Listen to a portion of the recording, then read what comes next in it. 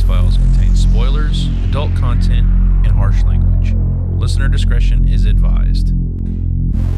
Welcome back to the VHS Files Podcast, and it's still Christmas time, so we're talking Black Christmas.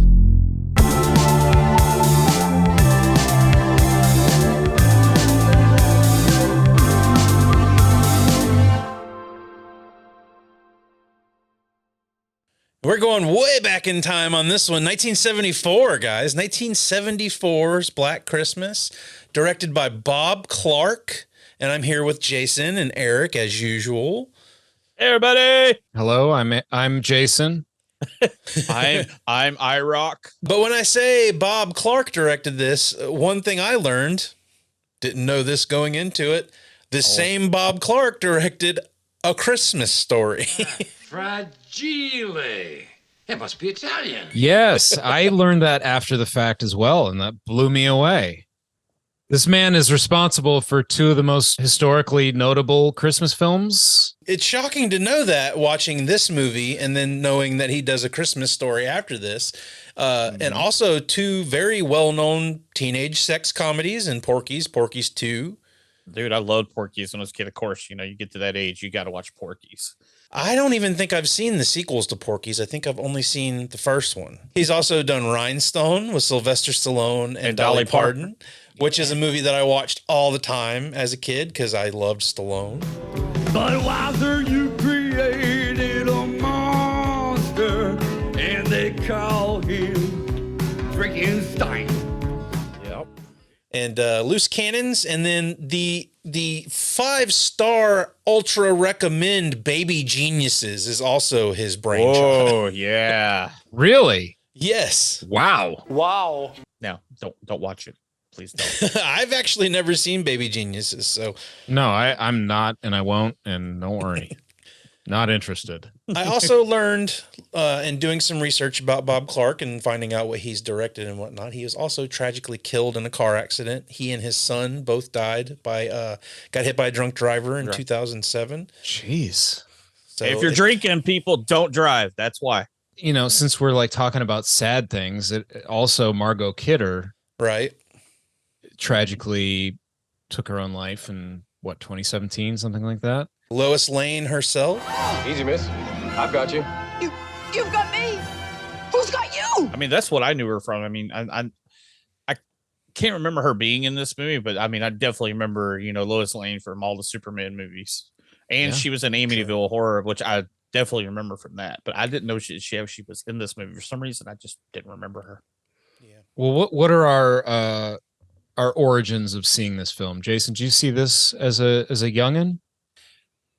I can't remember. That's what we were talking about before we started. I literally started watching this movie, and I have like no recollection of seeing this movie, but I swear that I have. And I know they made 2 remakes, and I definitely remember seeing, because there's a couple of shots in this movie that I'm like, I remember this, but do I remember this from a movie, or was it like a top horror movie countdown and they showed the scenes? Yeah. Right. I think there's a couple iconic shots in this movie. We'll get to it. But watching this, it's like I remember seeing the box in the VHS store as a kid. Definitely. Many times.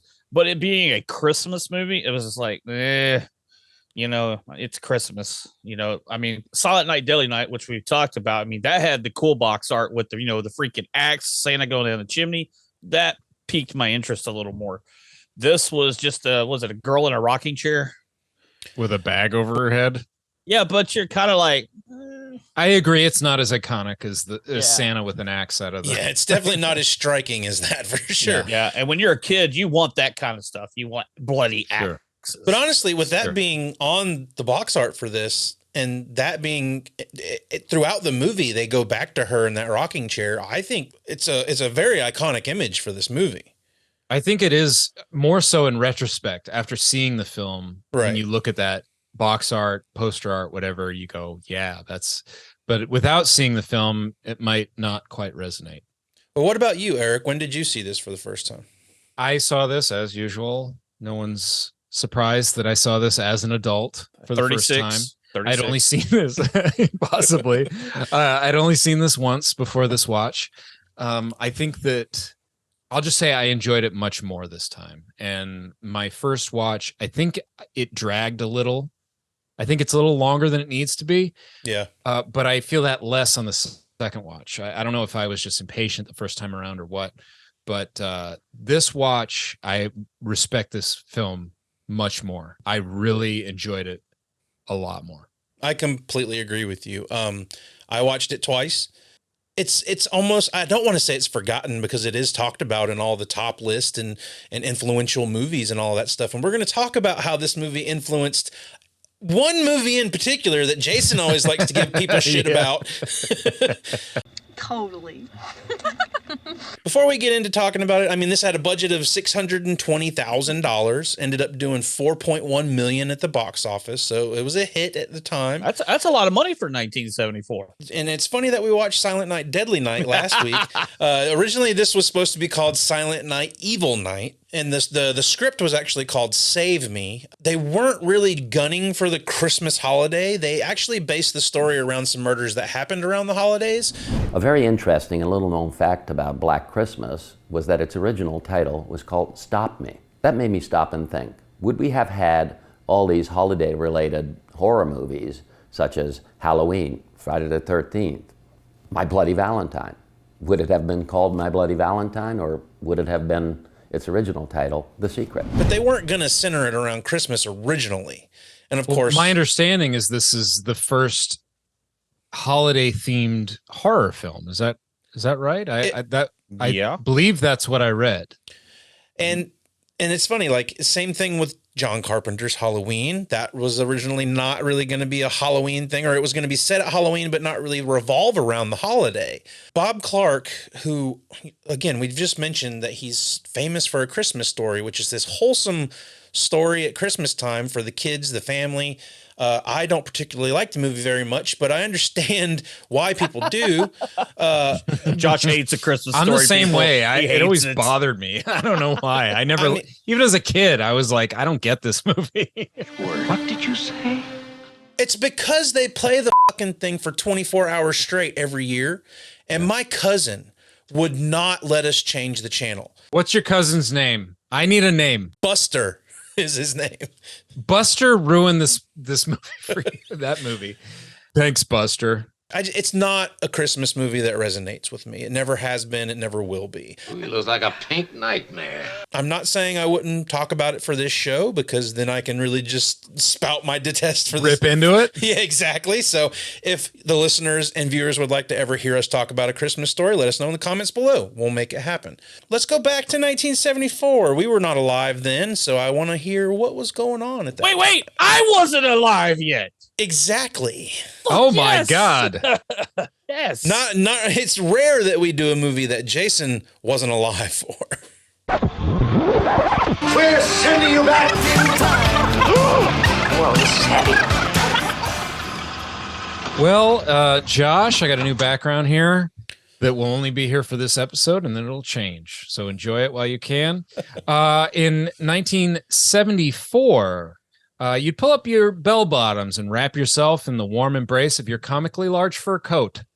You'd hop in your Ford Pinto and turn that radio dial to hits like Killer Queen by Queen and Jolene by Dolly Parton. Ooh, Maybe hit yeah. the theater for classic films like Chinatown, Benji, or the Texas Chainsaw Massacre. Yes. Hit this link for our Texas Chainsaw Massacre episode right here.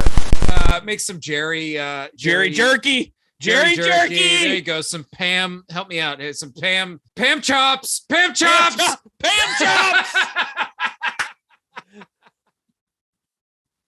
Hey, and Franklin Franks.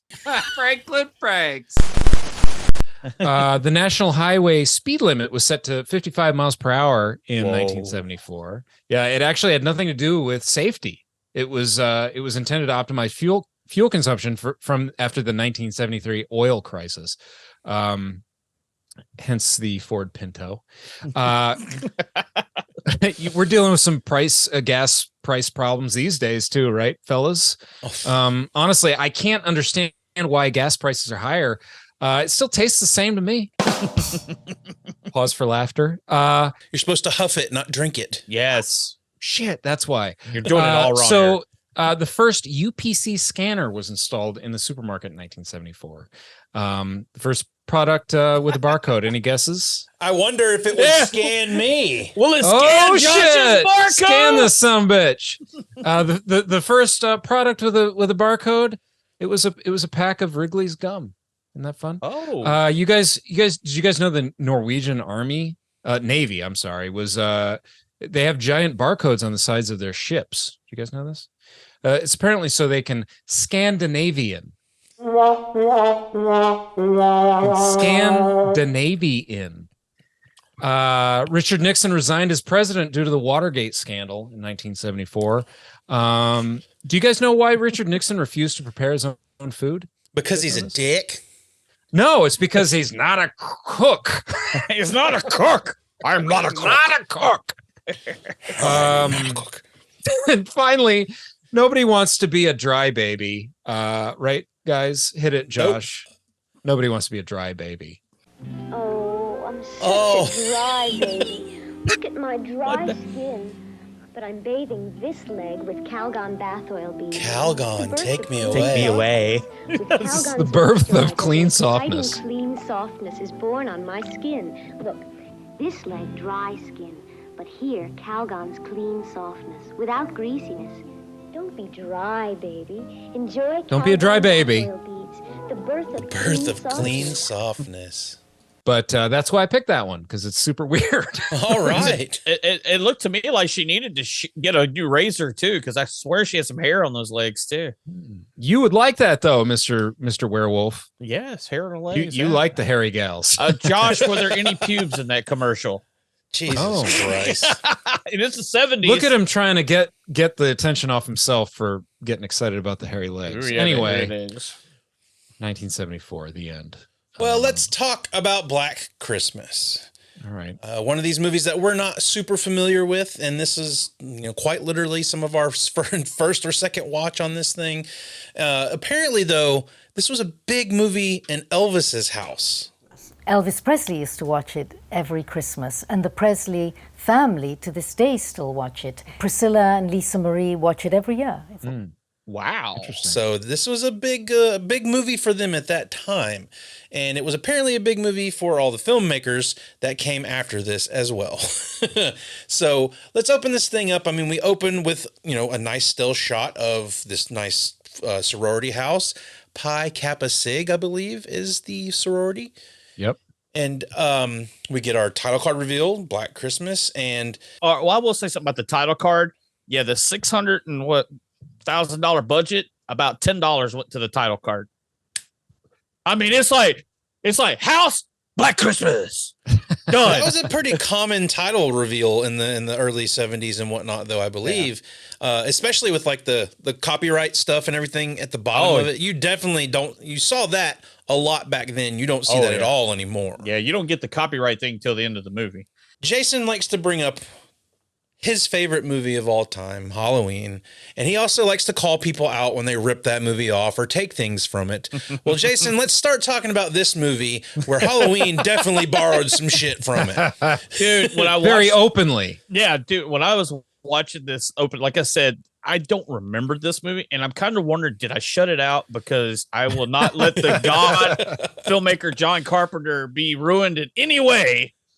And maybe I just put it in the back of my mind, like, no, this did not happen 4 years prior to him making the wonderful piece of gold movie as is Halloween.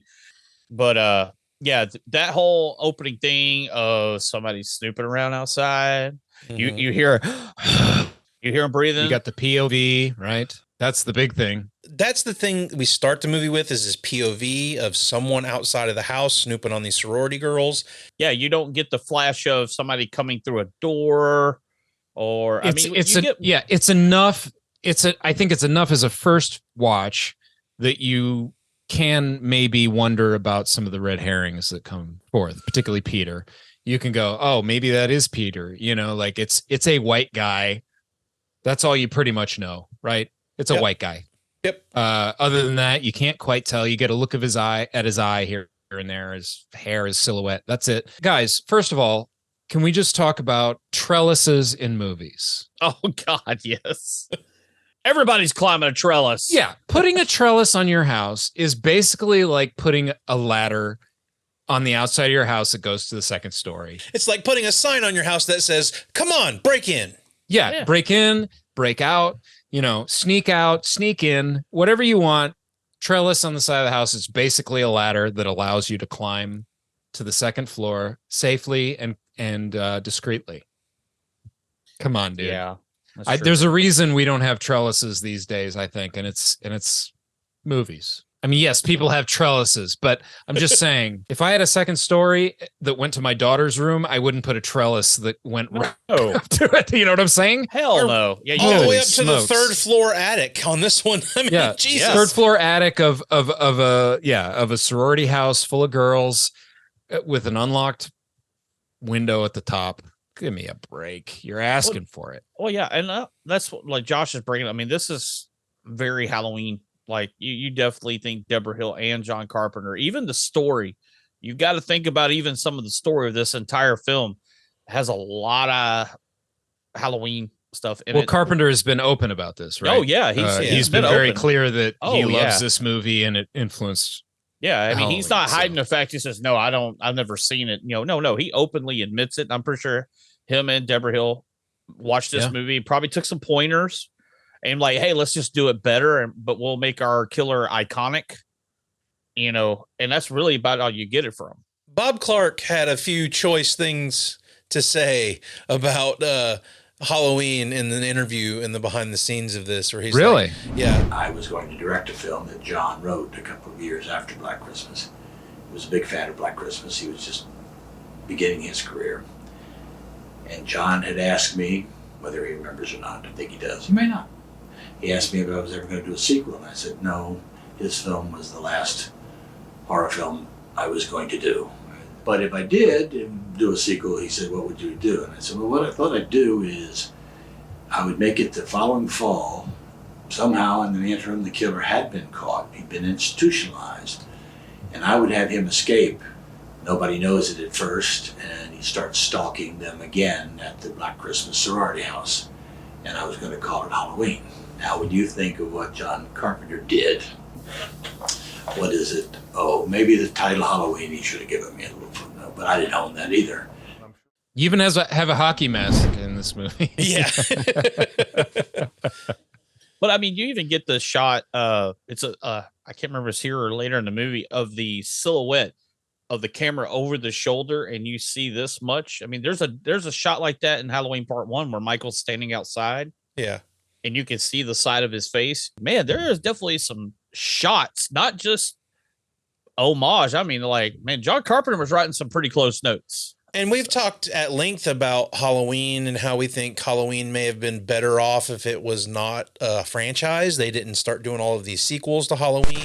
Just the fact that the movie could end with him still being out there and we never know any more of that story is just like puts it in your head, especially if you're a kid watching a movie like that. Like, Michael Myers is out there in the world walking around somewhere. We never got a satisfying end to that story. We just know Michael is still out there. I think that is one of the scariest things you could have ever done, and I really wish I lived in a world where that was the case. This fucking movie does that. Yeah, they're like, I'm not going to make a part 2. We've talked about how, like, the best things about Halloween are that you don't know why Michael does what he does. The kid just snaps. Now, hold on. You do have Black Christmas, The Night Billy Came Home in 2016. Well, I don't remember that. I know that they got the sequel remakes based in a world of reality where the sorority of Phi Kappa Sigma is being stalked and preyed on by an unknown killer. It's a relatively unknown movie, but I'm just saying it does exist. You could sort of, like, we often like to make connections between movies. You could say that Billy gets captured, goes back to the mental institution, escapes, wears a white mask for Halloween. Is and there's Billy your Halloween actually movie. Michael Myers? Billy is Michael. Billy is Michael. Einhorn is Finkel. Finkel is Einhorn. We need to lay it out. We need to lay it out clearly for Halloween, right? You've got an escaped mental patient, seemingly, It's not quite explained in the film, but it seems like this guy clearly doesn't live on his own. He's suddenly here. He probably escaped from somewhere. He's nuts. He has POV. He has POV like it's a fucking venereal disease or something. You got POV STDs. Yeah. I'm going to do the POV ice bucket challenge later, but we see his view from POV. He comes, he kills young ladies on a holiday, stalks them, that kind of stuff. I mean, there's a lot. He comes. Well, this is the other thing. You have to speculate, but is he coming home? Why did he come here? Was this maybe his home at some point? They do that in the remakes. Do they expand on that? The sorority house was his home. Billy didn't break in. Billy lived here.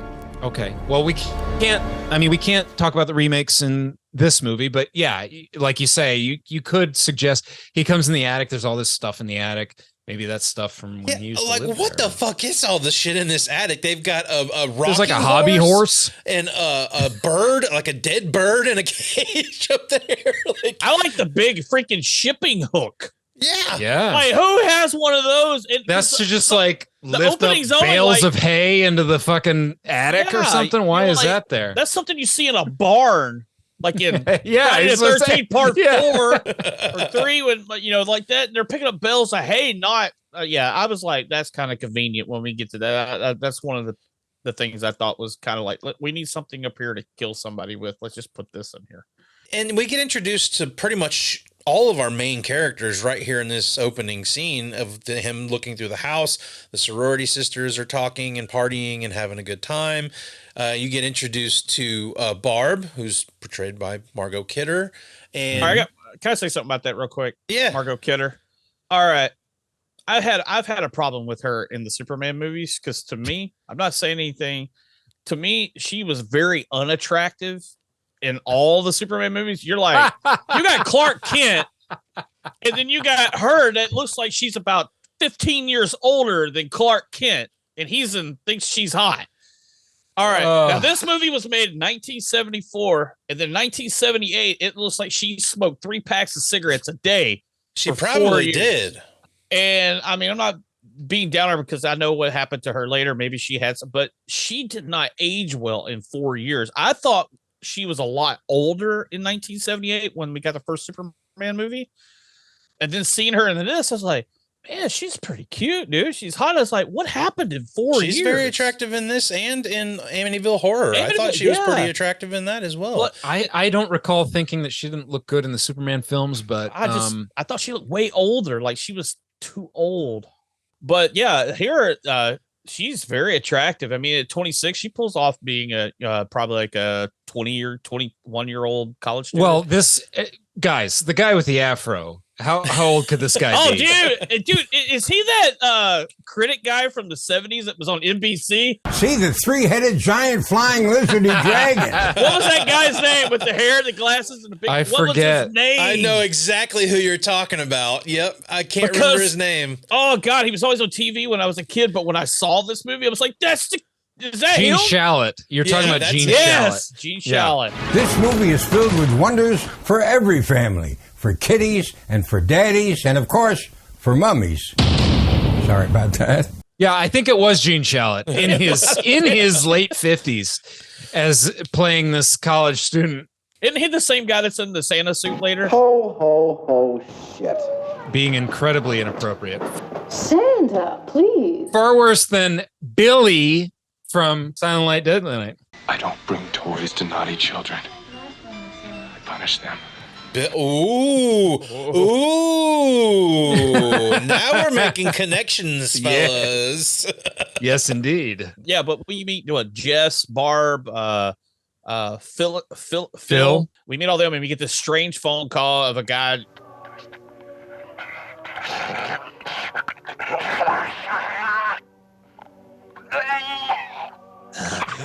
Cunt, I want to taste your cunt. I'm like, what the fuck am I? Dude. This shit is effective. Like, we have this nice party going on, and it's like a nice Christmas party. It's very warm. I love this house. I love the decorations, the vibe. Yeah. And then you get this call, and it is so disturbing and just you like piggy cunt. Let me lick it. Let me lick it. Oh, it's like so nasty. Yeah, suck my cock. And you're just like, You're good whoa. times, good feelings gone. To quote Finding Nemo, good feelings gone. Well, this is what I mean by the aspect of watching it this time. I forgot a lot of the shit that was happening in this movie. I didn't remember any of this. And I'm also coming at from doing my research for this and knowing that Bob Clark directed it. And I'm like, I'm thinking Christmas Story. I'm thinking early 70s movie. So, even though it's a horror movie, I'm expecting it to be a little neutered, And then I turn this movie on, and then this phone call happens, and I was like, whoa, I did not remember this. Yeah, it really sets the tone for the movie of like, we're not messing around here. Like, this guy is dangerous and really gross and just vile. And you So why don't you go find a wall socket and stick your tongue in it? That'll give you a charge. I'll stick my tongue up your pretty pussy. You fucking creep. it sets the tone right away of like, oh, these girls are in trouble. This is not good. Not only that, he does a good job of being like the little girl from The Exorcist, because he has like 5 voices. Yeah. While he's talking. Yeah, he's all over the place. It's like videos of like Charles Manson when he just gets kooky and goofy and says weird shit. It's all over kind of the place. scary. Yeah. I mean, you hear something that sounds like a little girl, then you hear a guy's voice, and then I'm like, dude, does Father Maris need to go visit this guy? We got some exorcism shit needs to go on. The power of Christ compels you. You can kind of, over the course of the movie, and I'm not going to take credit for this, but kind of reading about this movie and how people are sort of interpreting it. The idea is that you have Billy, who he refers to himself as, right? Mm-hmm. Billy. And then he refers to Agnes. Right. And he's got this voice, and he says certain things like, you shouldn't have left him alone with her, things like that. It suggests perhaps that he's doing voices of his family, like his mother, his father, and his sister Agnes. And perhaps that he maybe killed Agnes, hurt Agnes in some way. Maybe kill, because he's killing people, but he says at one point, you shouldn't have left him alone with her, things like that. Talks about Agnes, don't tell him what we did, maybe suggesting that he and Agnes, his sister, perhaps did things that you shouldn't do as a little taboo brother and sister. And so he's really, you can tell this guy's really unhinged, doesn't.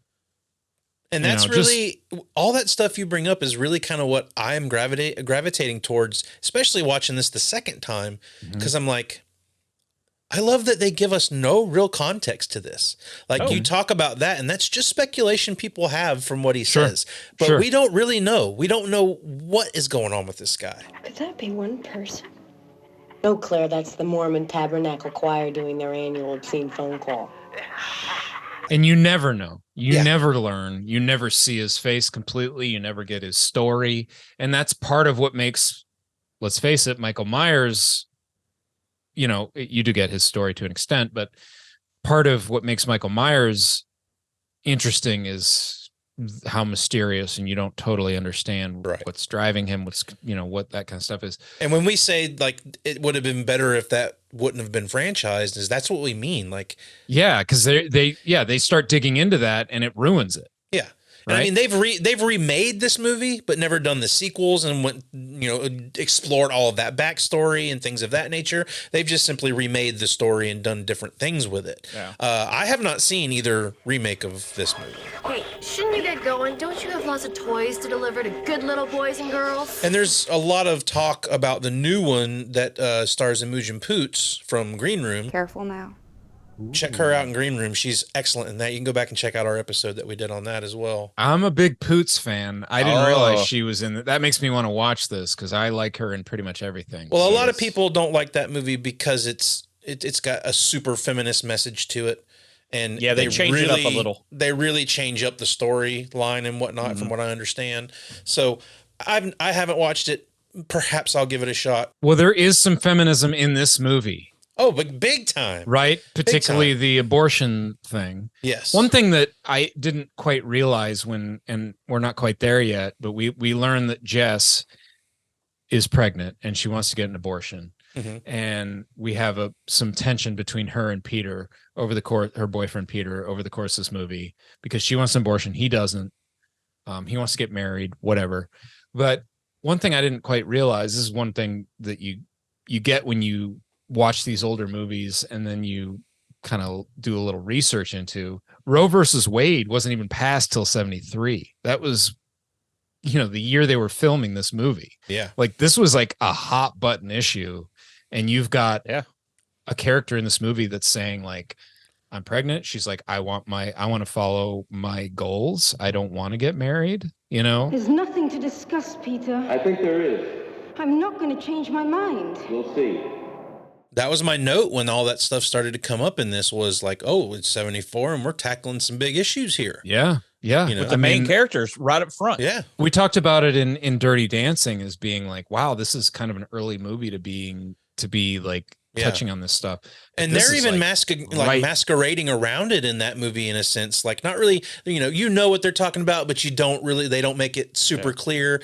And this one, there's no bones about what's happening here. And she stands her ground with that too. Yeah. That's one thing I really like about it is she is a strong female in the sense that she's like, no, this is my decision, Right. I have goals in my life that I want to pursue and settling down as a mother isn't one of them right now. Yeah. I don't want to do that. And it's her body. She has that choice. I mean, just think of the climate of that in 74. And think about what we're going through now, 40, 50 years later.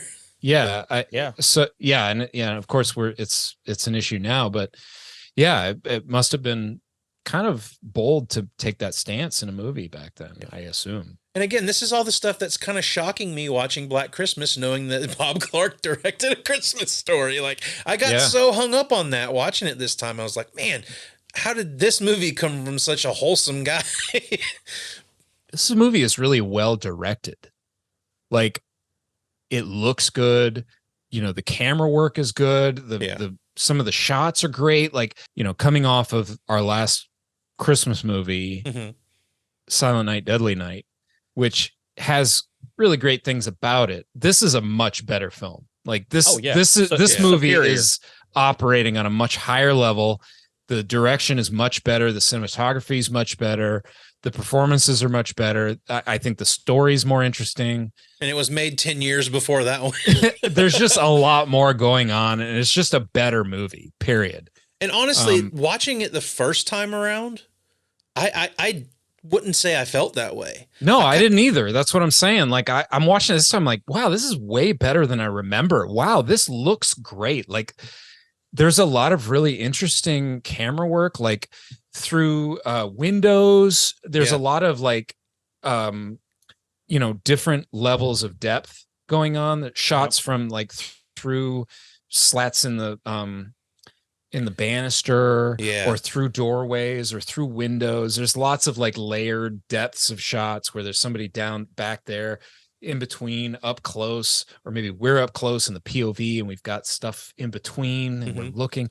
There's lots of really cool stuff going on. I mean, we might as well get into it now. Poor Claire. This first kill that we get in this movie, I love the way they set all of this up. And the fact that you've got him behind this sheet of plastic. In a closet? In a closet? In a closet? In a closet?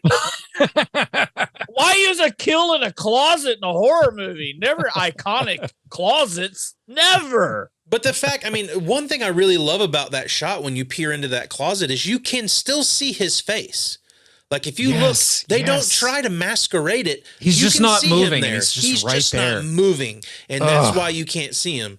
And that shit right there sent chills up my back. And Claire's staring right at it. She's like, is that? No, that's not somebody. Yeah, she's like, who is that? Like, that's not somebody.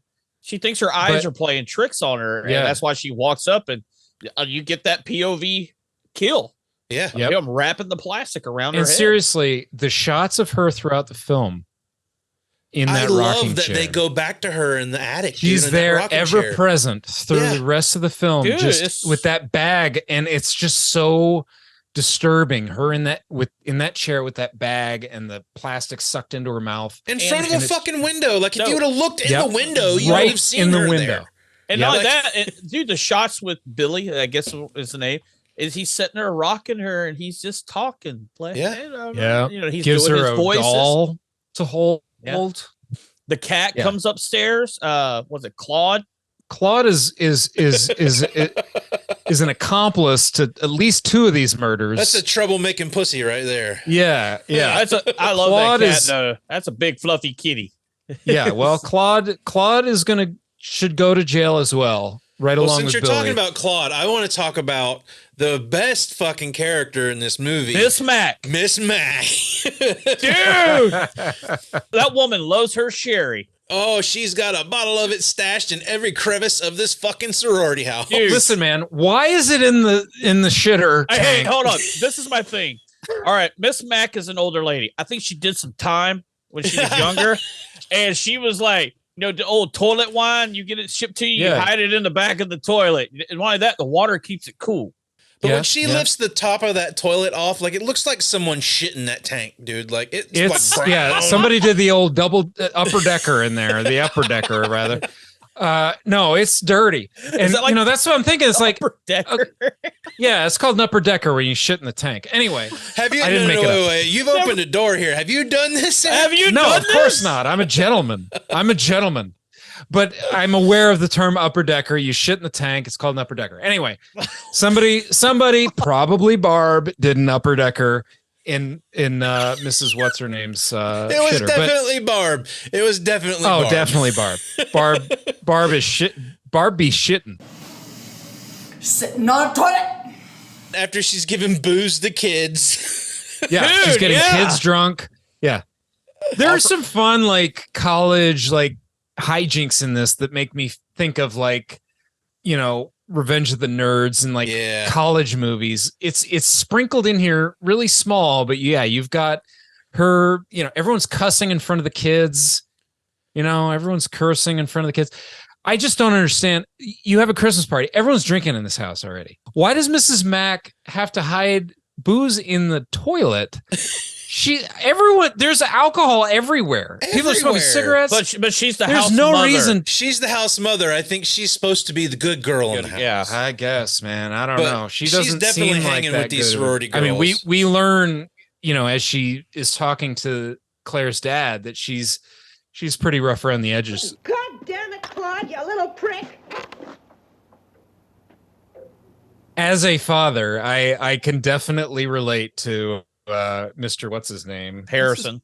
Mr. Harrison coming in and being like, this is not what I signed up for. Why does my daughter have all this, like, all the naked hippies having On sex walls. on her wall and old ladies giving middle fingers? What's going on here? Well, the one thing I have a problem with this death is, okay, this happens to poor Claire. She obviously gets drug up into the attic in a rocking chair. She was supposed to meet her dad the next day. All these people in the house, right? Everybody's still at the house. She was supposed to go into town or go see her dad. It's 1:30 the next day. We have moved on to the next day now. And nobody thought to just walk into Claire's room. Is she there? She's not in the room. They thought she left. But they that's go, the oh, thing. Claire's not here. She must have gone home for Christmas. Well, either way, I mean, we're in a gigantic fucking house and you're looking for someone who's potentially missing. You check every single room in the house, even the attic, even the basement. Like you look for the person. Well, yes, not checking the attic is obviously the big sin that everyone makes. Even at the end of the film, after you've already known that this guy was in the house the whole time, they still don't get to check. that when we get to the end. I've got plenty of things to say about that. Nobody checks the attic ever. But I would say 1974, you're supposed to go down, you're supposed to leave town, and you're gone. Everyone's going to assume you're gone in 74. Like, it's not like nowadays where everyone's got a cell phone. Like, you disappeared. She went home for Christmas. I that doesn't bother me personally. Yeah, I was like, the kids are fucking unruly in 1974. Dude got blasted with a snowball too. Just hitting people, random people with snowballs. Got wrecked. No, I love when we cut to, I think it's Patrick is his name, Claire's boyfriend, and he's dressed up as Santa. And he's no, that's Phil's boyfriend. Claire's boyfriend was, I think, Chris. He's the hockey player. Yeah, he's Joe Namath. He shows up as Joe Namath. Joe Namath. Yeah. He's Joe Namath, man. He's Joe Namath. He needed a cigarette. Dude, he got the hair. He's Joe Namath in that scene. The rest of the movie, he's fucking Chewbacca in that big ass fur coat. No, that's what we're saying, Joe Namath. No, Joe Namath, Josh, you wouldn't know this because you don't know shit about sports.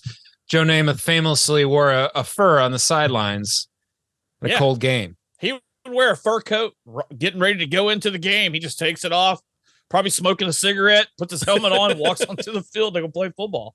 Yeah, let's get a picture of Joe Namath. Yeah, we need a Joe Namath here. Okay, thank you. And then put a picture of Chris right next to it. Isn't Santa naughty? Ho, ho, ho. And there's just kids there. Like you said, nobody cares about small children. We're giving them alcohol. We're teaching them all the great 4-letter words.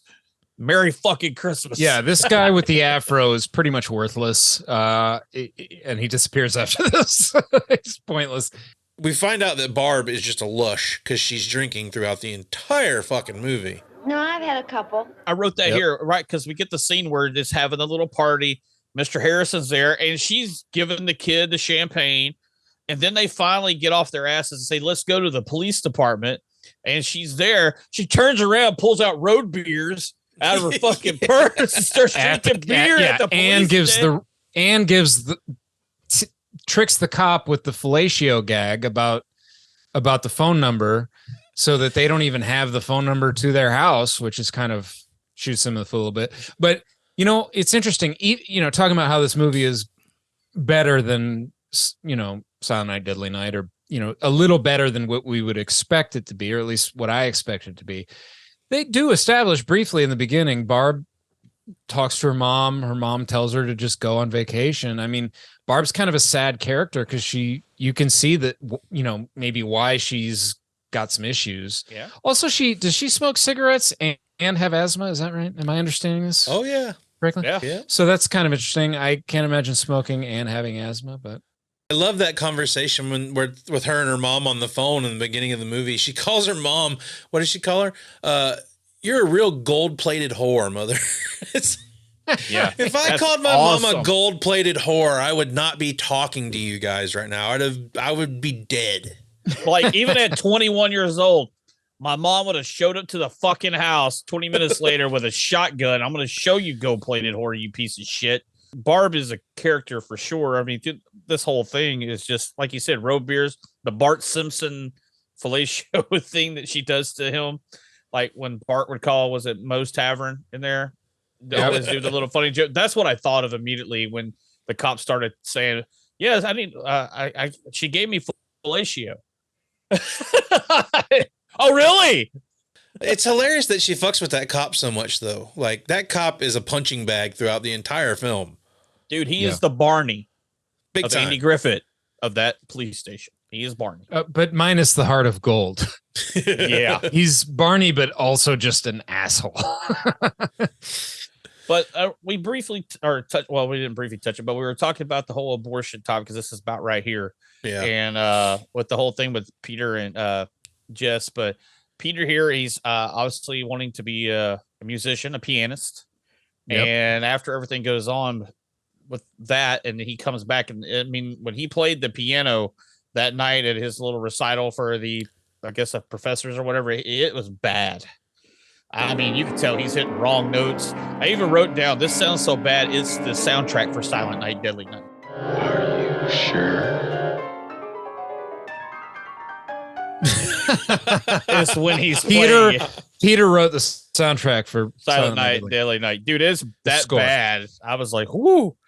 But dude, when he does that piano later, yeah. I mean, me and Josh have spent many of thousands of dollars on guitars, bass, whatever, stuff like that. But a fucking piano, smashing it with a mic. I'm fairly certain that it wasn't even his piano. That might not have been. No, it's the school's piano, and it's like a grand piano too. It's you're going to pay for it.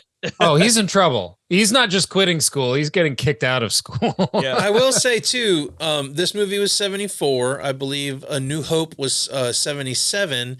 And then we didn't get Empire Strikes Back until 80. 80? And Jess and Peter have the original I Love You, I Know. I love you. I know. I'll see you tomorrow. Oh shit! well, I didn't even pick up on that. yeah. Fuck yeah! George Lucas stole it. This movie is the nucleus of all film. Hey, did Christopher Stolen take anything from this movie? Probably. Can we get some Christopher Stolen? Yeah, info? probably. I'm sure he did. But I Or really will. like Maybe. how Jess holds her own with Peter. And Oh, like, yeah. I do too. Yeah. and she flat out tells him every step of the way, and even with the conversation when he's at the house later. Let's get one thing straight. You are not going to abort that baby. Peter, you're not going to tell me what I can and cannot do. Jess, if you try getting an abortion... I think you better leave. If you try getting an I abortion... said get out. Even when he pulls the whole marriage thing, she's like, I don't want to marry you. Like, Well, he literally says, "I'm going to quit school and we're going to get married." yeah, Like he says it like it's a foregone conclusion that she'll be fine with that. exactly. Yeah. And yeah, she's like, no. And yeah, it's pretty awesome seeing a character, particularly in a horror movie, the final girl, Yeah. basically being, although well, Where we'll the get to girls that, are but- usually portrayed as meek and like non-confrontational. and Exactly, don't yeah. want to deal with the situation. But you know or- what? Yeah. This is before that, all that meek shit. Yeah. That meek shit came after this. I mean, in Yeah. many cases, not all, but this is a rare occasion of like a final girl, a main girl or whatever being pretty awesome, like all the way through. Maybe Yeah. that's where Ripley got a little bit of her attitude from. Yeah. Ripley Possible. or fucking Laurie Strode is what I'm saying. Like, Yeah. Laurie Strode, maybe has a little Jess in her. Yeah, You know what I I'm mean, saying? you definitely you see that Peter he's a narcissistic asshole. I mean, that's the thing. Oh, you yeah. get, that she's going to cave because we're guys, but not all of us are the same. Like, oh, you're having a baby, we're gonna get married, and I'm gonna be the father. I'm gonna take care of it. No, that's her decision. Yeah. Not yours. Sorry, bro. We're talking about Jess and we've talked about Barb a little bit. That's another thing this movie kind of does a little, like, it kind of maybe borrows from Psycho a little bit, is like, potentially you would think that this is Barb that we're supposed to follow through the beginning of this movie. Yes, Is that well, hold on. I'm wondering. Yes, I see what you're saying because we start with her. Yeah. But do you think that that's maybe like a thing that's because we're looking back knowing Margot Kidder more than Olivia Hussey?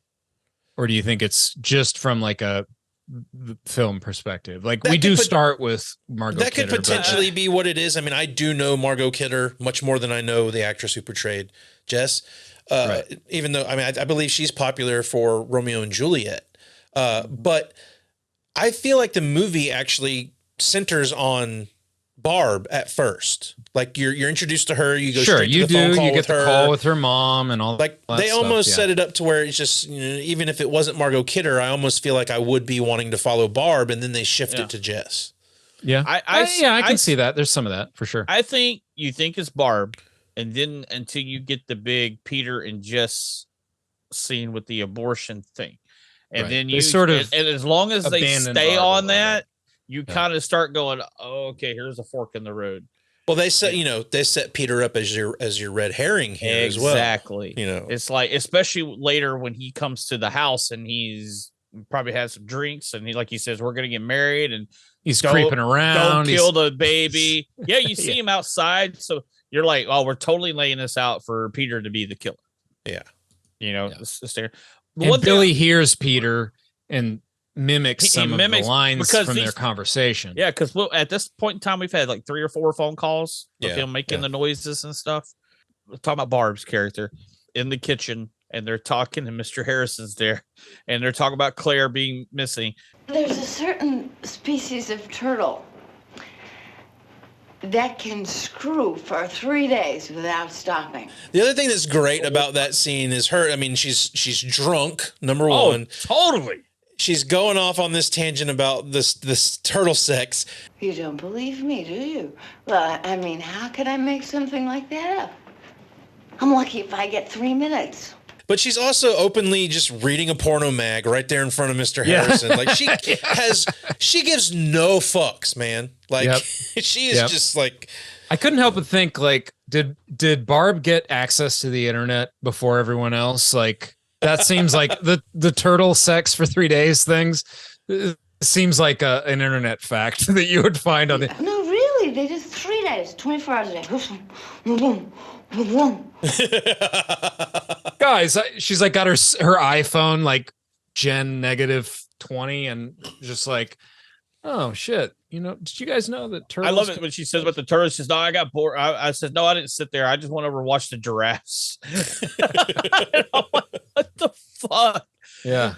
But it's cool, but they're also throwing that whole thing out there, that, these girls are in college and, the whole, saying that, girls are supposed to be this way. No, Barb is saying, no, I can drink beer with the guys. I can look at fucking porno mags. I can talk about sex in front of anybody. Well, it makes you understand why they would lean into the feminism thing in the remake, which I haven't seen, but all these, a lot of this stuff at the college is sort of men learning, right? Be it the cop, be it Mr. Harrison, be it Peter, it's men learning or discovering that these girls are becoming women and they're making choices as adults. And, Mr. Harrison's learning about his daughter that's having maybe a sexual awakening, having more, political, some of the stuff in her room that he sees. All these men are learning about these women and going, oh, these women, they're adults. They have goals. They're not just things I can control. You know what I'm saying? Exactly. Yeah. Like so I said, there's a lot of that in this movie, which is pretty interesting. That's what I was saying with Jess saying no to Peter, the fact that Barb can drink with fucking Ogre from Revenge of the Nerds. And, she can handle her shit, dude. She probably scratches her balls too before she goes to bed. Fucking Barb's a badass in this movie. She is, yeah. So I give kudos to Barb. So, well, let's talk about the cast. Almost Famous. I know that, dude. I don't know them. I know her. Haven't you ever heard of that guy? That guy who was in that movie that was out last year? I'm sort of famous for being almost famous. Almost Famous. If you're new to the show, this is where we talk about the actors in the background of the movie that we've seen somewhere. We just don't quite know where. More people in this than I thought that I would be able to choose from. Definitely. Number one, John Saxon. Yes. The police officer. That's a given. When I saw John Saxon, I'm like, dude, this man's like made movies with Bruce Lee. Yeah, he was in Enter the Dragon. We know him mostly from Nightmare on Elm Street series. Another slasher. Yeah, I mean, I've seen that dude in tons of shit. Hell yeah. And he has a presence. He has a screen presence when he comes on. Oh, yeah. You're like, okay, finally we're in good hands. When he steps in as the detective or cop or whatever he is. Lieutenant Fuller. Yeah, you're just like, okay, good. Like, as a viewer, you're like, finally they got through to somebody past this Nash douchebag. Nash, I don't think you could pick your nose without written instructions. Well, he's obviously a good cop. He's a cop in Nightmare on Elm Street too. Yeah, he plays a cop well. Batting zero. but I was going to actually put him down as mine. But the other part, because me and my werewolf friends, he was also in a movie called My Mom's a Werewolf. So that's one of the movies I remember him from. I mean, Margot Kidder, famous to us. I don't know how famous she would have been at that. Too famous for this segment, in my opinion. But one person that I recognize, I actually did have to look them up, but Peter. Yes. He portrayed Dave in 2001: A Space Odyssey. I'm sorry, Dave. I'm afraid I can't do that. What's the problem? I didn't even realize that till after I watched it, and I was looking at IMDb, and I was like, "Whoa! Oh, of course!" Like, it all clicked, Yeah. He's also in the new Halo show. Never seen it. Oh, is he? Yeah, I did. I watched it, and I don't even play the video game, and I actually enjoyed the show. Well, shit. I have someone. Okay. I'll go with Andrea Martin, who played Phil. She was in various things, like most recently Only Murders in the Building. But going back a little further, My Big Fat Greek Wedding, Wag the Dog, some TV stuff. Yeah, 30 Rock, Wag the Dog, Sesame Street. Let me just scroll a little deeper into the older stuff. But yeah, she's a familiar face, certainly from television and film over the years. Ed, Crossing Jordan, Jason's favorite show. I watch it every week. Primetime Glick. Jimmy Neutron. Various things on television. Hey, Jimmy Neutron had a cool ride at Universal Studios. Jimmy Neutron is a good show. I used to watch that. Probably too young for you guys. She was in Batman the Animated Series. Rest in peace, Kevin Conroy. Oh, yeah. I can say that. Give that up. One of the best Batman ever. My man, my Batman. Hey, I Thank love you very Kevin much. Conroy. Yep. Oh, hell yeah. She was also in Inner Space. Oh, God. Somebody help me. I'm possessed. Well, me being the Cronenberg fan that I am, I did happen to notice 2 Cronenberg alumni here. You're going to go with the character of Bill, aren't you? Well, there's Bill, portrayed by Les Carlson. Les Carlson. He was the guy that was working for, I can't remember the name of the company in Videodrome. Yeah. He's the guy whose head fucking explodes at the end. Mm-hmm. And then you've also got Bill, who is portrayed by, you've got Chris, who's portrayed by Art Hendel. Mm-hmm. He was also in The Brood. Yes. He was the main character in The Brood. Well, I didn't know that the Les Carlson guy, he was also in Christmas Story and The Fly. Yeah, in The Fly. I'm just seeing that now as well. Yeah, I had him down too. I had Saxon or him just because I like Videodrome and The Fly. So. But I'm pretty sure John Saxon would be the one you'd be like, oh, I know that guy. Yeah, I think you're right. That's I know the that most, dude. Identifiable face that you don't maybe know the name to. That's a guy definitely. You definitely recognize immediately. I think that I would say that's who we would go for. I'm going for that. Saxon. I mean, the younger crowd nowadays might say that about Margot Kidder. I mean, she hasn't been around in a whole lot of stuff. And fuck them. This is not a show for you Gen Whoa! Zers. What we didn't know is when Eric was a kid, he had a Margot Kidder poster on the wall. Yeah, I'm still mad you were saying she didn't I'm just look good saying in when she wasn't Superman. unattractive. Eric's like, Eric's thoughts while Jason was saying all that shit about Margot Kidder is like, this motherfucker's talking about Margot Kidder. Nobody talks about Lois Lane that way. I was too young when those movies came out to care about whether she was what she looked like. I was, I'm just saying Clark should have had a better looking lady. That's all. I do remember when Meryl Hemingway was in Superman 4, and I thought she was a lot more attractive than Lois in that. Yes. Yes. Like it's like there's a 30-year age difference because Christopher Reeve still looks young and Margot Kidder is now like 70. It's just bad. Well, that's what happens when you're Kryptonian. You age at a slower rate, and those around you will age faster, like the Highlander. Yeah, there you go. The movie Josh thinks is horrible. Check out my opinion on Highlander on the Not a Bomb podcast. At this point in time, will be our second victim. Well, actually, there's a little girl who went missing in the park earlier too. Yeah. And we were able, we had Chris came, we got introduced to John Saxon's Lieutenant Fuller. We're starting to take things serious now. We've got a search party out in the park. 13-year-old girl missing. I think that's what they said. Yeah, we hear from the mother at the police station, which is bustling, right? It's Christmas time. Police station's got a lot going on right now. You got this lady her daughter's missing. You've got this, our Claire is missing. Various other crazy things are happening, like a cop getting shot in the ass with birdshot and whatnot. Dude, I love that old man. He better be glad I didn't shove the gun up his ass. Sideways. That was an early Dick Cheney role of Anyway, a young Dick Cheney. That was the one thing that, like, the 13-year-old being murdered, I felt like it feels like a little tacked on, but it does serve the purpose to get everyone out of the house looking for the girl. That way you've got limited people in the sorority house. I can understand why it's there, although I still kind of feel like that part's tacked on. I mean, from what we know, he doesn't kill 13-year-old girls, but I guess we're to assume Billy is the one who killed this 13-year-old girl. That's on his way to the house is what I on his way home. Yeah. Yeah. But other than that part, we get Miss Claire. She hears the cat.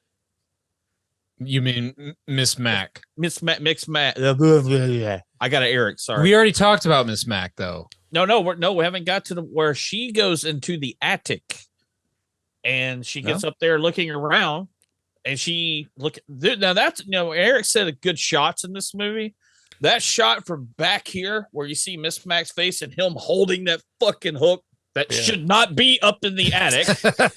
He's sitting there shaking, holding this thing like this thing weighs like 100 pounds.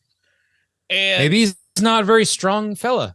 Yeah, and then her turning, and somebody finally sees Claire sitting in the rocking chair. Yep. And then the hook to the neck. Very, I know what you did last summer. Hook to the neck. We're saying that none of the kills are on screen in this movie. Originally, Bob Clark in the script said that they were a lot more graphic. He thought that it would be a lot more effective if they didn't show so much. He's doing all kinds of cool things for the first time. He's using cinema to encourage us to use our imagination. So the film hardly has any blood in it. There's no penetration shots of anyone getting stabbed, but you feel like you've seen these things. It's a lot like the Texas Chainsaw Massacre, where people that have seen that movie believed it was this gore fest, and it's really not. They don't show it, and it is still effective. The aftermath of the kills and not seeing the actual kill, I think it works here. I think what makes Miss Mac's kill effective is... You're about to say it, aren't you? When he lifts her into the attic with the hook. Because if you just saw the hook hit her and that was it, it would be kind of But the fact that she gets pulled up by that hook into the attic makes the kill. Her feet just lift off. Her feet are dangling and go, yep, and it shuts the door. Yeah, that's graphic without being graphic. Yeah. Very, very, very graphic to me. I mean, like you said, what you don't see, because nowadays we would see the hook go in through her neck and probably stick out of her mouth and get blood pouring out. Robert Rodriguez, there'd be like 80 gallons of blood shooting everywhere, and then pulling her up, and it would probably rip her jawbone out. Blood squibs everywhere. I'm actually not opposed to any of that. I like seeing that kind of shit. Oh, I do too. I'm just saying. Obviously, I think that goes without saying for anyone who knows you guys. Yeah, I mean, we both love Terrifier 1 and 2. So yeah, we love blood and gore. But I think that kill is actually probably one of my favorite kills of this movie, is just that, because what you don't see, and then her being jerked up into the attic by the hook. Returning to Claire's body in this chair throughout the film, I think is so effective for just building dread of, like, it's like the longer she's there without being discovered, the more it builds. You know what I'm saying? Mm-hmm. Something about that is really effective. And it's the way they position her there too. I mean, with the bag, they could just simply have the bag over her head, but the fact that the bag is stuffed into her mouth, and just all the way they set her up throughout the entire thing is what makes it that much more great for me. Like they really thought about how this would look the most disturbing and what they could do to continue to show it to you to make you that much more uncomfortable. Not a drop of blood anywhere. It is. Yeah.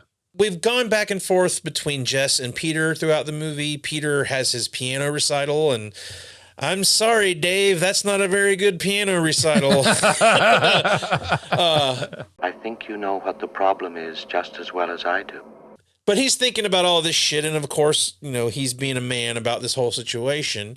But this is where, he comes to the house. He tells her that he's going to quit the conservatory. He's tired of living in a room with or one room and having to stand in line to shower. And I love this whole scene with he and Jess where she's just like, no, Peter, I don't want to marry you. It's a great scene. It's a great character moment for Jess. It also, like, she goes into the house, answers the phone, and you see Peter coming down the stairs. They're leading us into thinking that Peter's just losing it and he's coming after everybody. Well, he threatens her at the end. Jess, if you try getting an abortion... I think you better leave. If you try getting an abortion... I said get out. You're going to be very sorry. Well, that's a nice red herring of Peter coming down the stairs, and you think it could be Billy, and it turns out to be him. Yeah, they set up Peter big time for... everything for that, and it works. But you know what also I like is that the Peter Jess conflict. Yes, Peter makes assumptions about what Jess will want, right? When he says we'll get married, and he just assumes that she's into it or whatever. She's gonna be, oh yes, Peter, that's what I've always wanted. Yeah, but like, and while that does play into the feminist thing and gives her a chance to say what she wants and that kind of stuff, it also, Peter isn't played as a complete piece of shit either. Like, he loves her. Yeah. When he finds out that she's pregnant, he's excited. Yeah. It plays relatively realistically as far as, pretty much. Like, he's not a monster, but he loves her. He wants to marry her and have kids with her. That's not exactly a terrible thing. It's just not what she wants, which we understand is her choice, and I support her in her choice. But he does come across very pushy in certain aspects. No, he does. Yeah. And, he says, like, clearly you can see earlier that, like, she tries to talk to him and he's always focused on his piano business. He's saying, listen, honey, I'm going to give up this dream of mine so that we can have a family. Like, I'm playing devil's advocate here, but he's kind of saying, like, I'll give up my dream so that we can go have our family together. And some people would see that as noble. I understand what you're saying. And he thinks it's noble. Yeah. Right. But she doesn't want it. And when she, like, tells him no, like, I do kind of feel bad for him a little bit. Like, oh shit. Like, you just blew your whole thing, threw away your dream or whatever. You want to quit. And you're willing to quit everything for this woman, but she's not into you like that. Sorry, dude. And that sucks. Like, you know how I feel about the baby. Don't do this. Just don't hurt the baby. I guess what I'm saying is I like how realistic that conversation is. And he's not played as a cartoon villain. He's played as a guy who, maybe is making assumptions about what he's going to get from this woman, but he clearly loves her and he wants to be with her, and he's basically ready to kind of throw out everything for her, and she doesn't want that. And it's kind of, again, this movie's kind of surprising me with its depth. Yeah. For just being, quote unquote, a horror slasher. Yeah. It's there's some, like, real stuff happening in this movie. It's kind of nice. The one thing I want to touch on here is not the serious stuff that Eric's talking about, but we take for granted our technology today. Hell yeah. Because look at the shit they have to go through to tap this phone to get the phone call, to the point they have to install a phone at the police station. Yep. That will ring there so they can get third party call, I guess, so they can be on the line. And then the guy, I've never seen a switchboard. I know. I had to see all of the little phone things flipping. And you're like, that's how it was? Holy shit. Seriously, I have a note saying this stuff at the phone company is awesome. Just from, like, a person in 2020. What year is it? 2022. 2022. Just as a person in 2022, like, who grew up in, yes, I was born in 82, but couldn't have been that much different in 82. Yeah, looking at that building, the interior of the phone company, the switchboards, all this stuff, Yeah. That's awesome to watch now. I love it. I love all the scenes in there. It's loud. He's like running down these hallways trying to find the shit. It's crazy, dude. You know, we are kind of the last generation that really has experienced both sides of that, right? Yeah. We started with, I had a rotary phone. Click, click, click. 5. Oh, I messed up. Hang up. Gotta do it again. 4. Yeah, exactly. And is like, it was a very different lifestyle, not just not having the internet, whatever, but simply the fact that if somebody wasn't around, you just waited till they got back. Like there was no finding that person. If somebody went out for the day to go to the store, they were gone. You didn't worry about them. Yeah. And that's when you watch a lot of these horror movies where people disappear all day, and our modern sensibility is, oh my God, they've been missing since yesterday. That's crazy. But like, it wasn't that crazy. Like if I went to my friend's house and my parents hadn't heard from me since yesterday, they wouldn't worry. Yeah. No, they didn't. They're like, now, if I didn't come back the next day, then maybe they would start to worry. But yeah, if somebody left, that was it. You just waited till they got back. It really was a different perspective on so many things. And it's really fun. As I mentioned, I love watching these old movies to look at old technology, to look at old, shots of the city, particularly like live things like that, where you're getting B-roll of the city that's just legitimately the city. Not. Have you ever seen Blowout? No. With what's Blowout?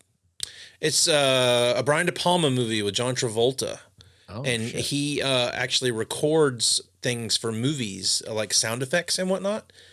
A lot of old movie technology and stuff in that. Like it's a De Palma movie, so take that for what you will. But it has a lot of that old school technology that they used for movies and whatnot back then. It's part of the actual plot of the movie in a sense.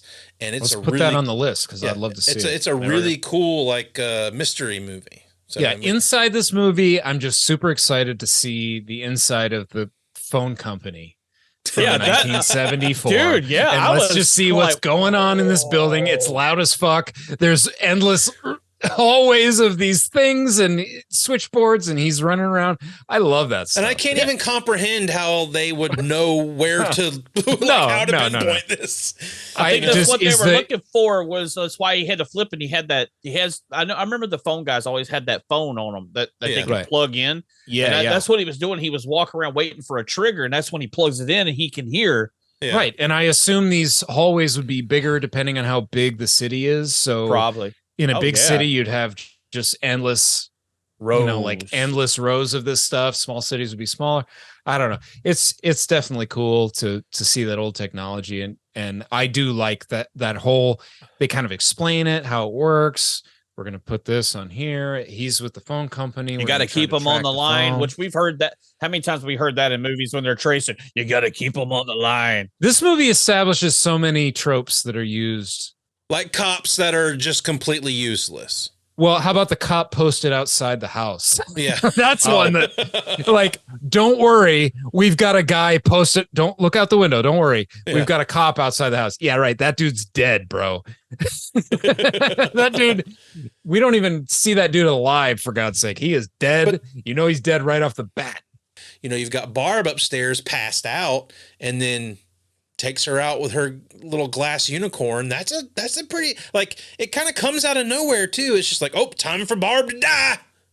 I love that. And how it mirrors with the carolers downstairs. Yeah. And you do get a shot of the killer. Yeah. Of him holding that up above a her. Great shot. He sees him. Like really wonderfully lit, just the one eye, just like through the doorway later. Like we only ever see shadow one eye in the background. Yeah, a shape. Well, that's what I wanted to get to is the whole time they're on the phone with the cops and all of this stuff, trying to figure out who's who and who's calling and all that stuff. You can see the shadow moving around in the background. Between love the two that girls. Behind Phil. Yeah. Oh, dude, I was gonna say, what was that? Me, or was that actually a shadow of him moving around in the background? It's got to be him because it doesn't match anyone in the scene. So it's a shadow nonetheless. And it's moving too slowly, like in and out of frame to not be a person. Like that's perfectly, what I was thinking. It's perfectly ambiguous to the point where you are asking yourself as a viewer, like, wait a minute, is that Yeah. What's going on back And there? we've already is that seen something? We've already seen the red herring with Peter, so you're like, okay, is Peter back in the house? Like, what's going? Like, it goes nowhere. It's just that scene ends, and that's that. The And ambiguity in this movie is so effective. Yeah, big time. Just like having a wart removed. That's when you start going, what? Yeah. And then you actually get the call from Peter, who is just sobbing and trying to level with Jess. And this is kind of fucked up because, I mean, number one, I mean, my first reaction when she goes, "You listen to that call?" Like, yeah, God damn it, you had me set this shit up so I could listen to these phone calls. Yes, I listen to the phone. But in a sense, like, once you figured out that it's not the guy who's been calling, like, hang up the phone. But anyway, he's a police detective. This is his job, or he's a lieutenant, whatever.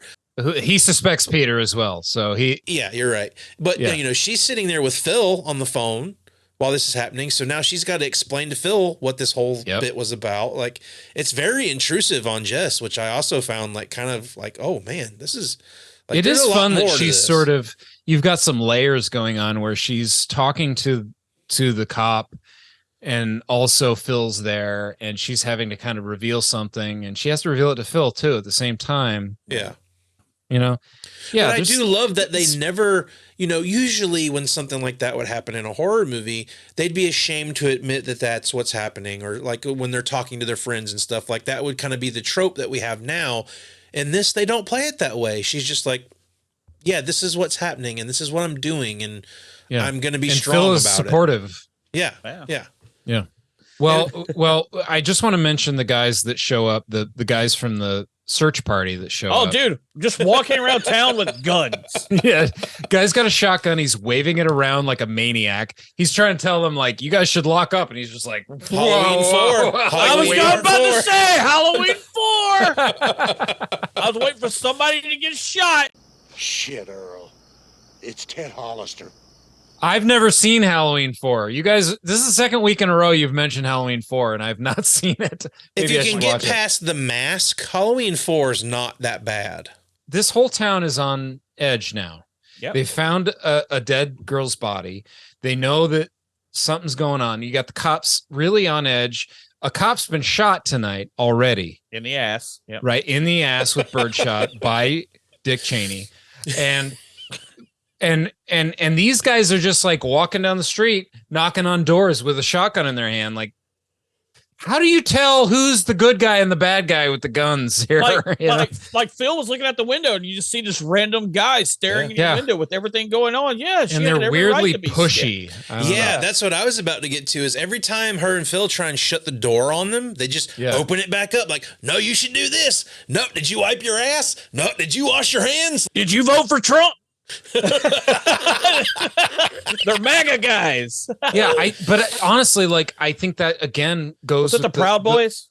The whole thing of like men in this movie pushing themselves on women, or you know, like underestimating the women. There's like an undertone of that in almost every scene of a man just sort of being just, I don't know, whatever. Honestly, at every turn of this movie, it's kind of showing narcissistic asshole. It's kind of showing the females as the strong people in the movie and the males as the dumb idiots. Yeah. Kind of. Yeah. Like, it's interesting. Yeah, for sure. And again, this also hurts them because they realize they haven't locked anything in the house. Yeah. So now they go through and they lock the whole house, essentially locking themselves in with this killer who's in the house with them.